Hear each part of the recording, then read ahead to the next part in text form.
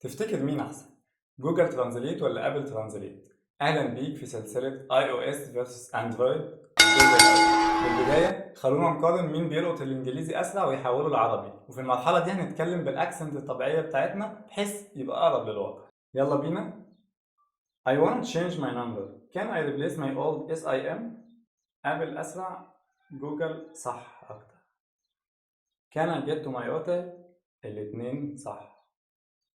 دلوقتي بقى هنتكلم عربي وهو يترجم لنا انجليزي، وهنحاول نتكلم بالعامية اكتر. اروح KFC ازاي؟ ابل صح، اندرويد غلط. انا عاوز اشرب شاي، الاتنين صح. كده نقدر نقول ان ابل بتترجم اسرع، لكن الاتنين متعادلين في الترجمة من عربي لانجليزي ومن انجليزي لعربي، وبكده نقدر نقول ان نتيجة اول باتل بين اندرويد واي او اس في الترانزليشن تعادل. بس